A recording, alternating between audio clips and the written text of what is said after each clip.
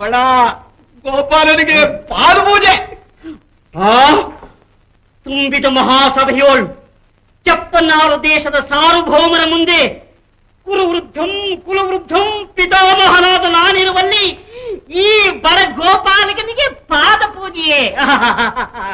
ಧರ್ಮಜ, ಅಮೃತವನ್ನು ಉಂಡ ಬಾಯೋಳ್ ಗೋಮೂತ್ರವನ್ನು ಮೂಸಿದಂತಾಯ್ತು.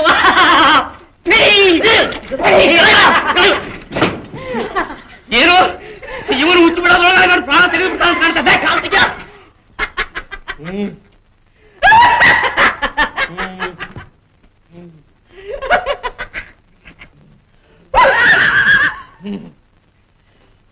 ಶಾಂತನಾಗು ತ್ರಿವಿಕ್ರಮ, ಶಾಂತನಾಗು. ಸಕಲ ಚರಾಚರಗಳಿಗೂ ನೀನು ಸ್ವಾಮಿಯಲ್ಲವೇ?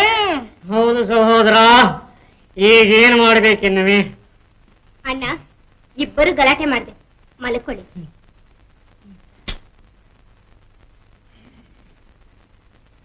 ಆಹಾ ದ್ರೌಪದಿ, ಅಂದಿನ ಭೀಷ್ಮ ದ್ರೋಣರೆಲ್ಲ ಹೆಂಗಿಲ್ಲ ಈ ಹಸ್ತಿನಾವತಿ. ಹಸ್ತಿನಾವತಿಯಲ್ಲಿ ಭೀಷ್ಮ ಇಲ್ಲದೆ ಹೋದ್ರು ಆಸ್ಪತ್ರೆಯಲ್ಲಿ ಕುರುವೃದ್ಧರಾದ ತಾವಿದ್ದೀರಲ್ಲ. ಗೆಲ್ಗೆ ಗೆಲ್ಗೆ ಸುಬ್ಬಣ್ಣವ್ರೆ ಕೂತ್ಕೊಳ್ಳಿ. ಹೌದು, ನಾಳೆ ಯುದ್ಧದಲ್ಲಿ ಸೈನ್ಯಾಧಿಪತಿ ಯಾರು? ಮತ್ಯಾರು? ಬೆಳಗಿನಿಂದಲೂ ಬ್ರೆಡ್ ಕಾಫಿ ಇಲ್ಲದೆ ಹೋದ್ರೂ ದೇಹದಲ್ಲಿ ತುಳಿ ರಕ್ತವಿರುವವರೆಗೂ ಹೋರಾಡದಂಥ ವೀರ ಕರ್ಣ ಈ ಗುಗ್ಗಣ್ಣ.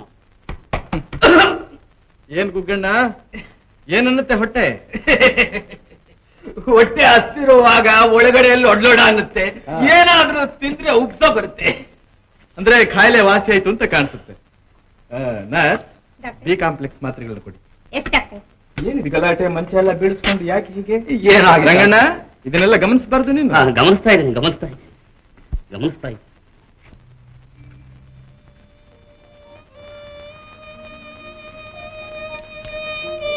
ಅಪ್ಪರೇ, ಸುಬ್ಬಣ್ಣನಿ ಹುಚ್ಚು ವಾಸಿ ಆಗುತ್ತಾ?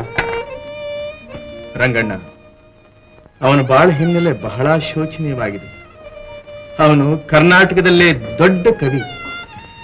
ರನ್ನ ಪಂಪರಂತಹ ಕವಿ ಸಾರ್ವಭೌಮರು ಹುಟ್ಟಿದ ಈ ಕರ್ನಾಟಕದಲ್ಲಿ ಇವತ್ತಿನ ದಿನ ಕವಿಗಳ ಬಾಳು ಕಣ್ಣೀರು ದುಃಖದಲ್ಲಿ ಬೇಯ್ತಾ ಇದೆ. ನಾನು ಅವನ ಬುದ್ಧಿಭ್ರಮಣೆ ವಿಷಯವಾಗಿ ಯೋಚನೆ ಮಾಡ್ತಾ ಇಲ್ಲ. ಅವನಿಗೆ ಕ್ಯಾನ್ಸರ್ನಿಂದ ಗೆದ್ದು ಬರಬೇಕು, ಅದೇ ನನಗೊಂದು ದೊಡ್ಡ ಚಿಂತೆ. ದೇವರು ಕಾಪಾಡ್ತಾನೆ ಬಿಡ್ರಪ್ಪ.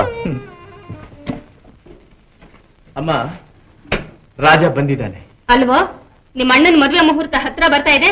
ಜಪ್ಪಾಯ ಅಂತ ಹಳ್ಳಿಗೆ ಹೋಗಿ ದಾಂಡ್ ಹಾಕ್ಬಿಟ್ಟಿಯಲ್ಲ, ಇಲ್ಲಿ ಯಾರು ಓಡಾಡೋರು? ಅಮ್ಮ, ನಾನು ಇವತ್ತಿನಿಂದ ಹಳ್ಳಿಯವನು.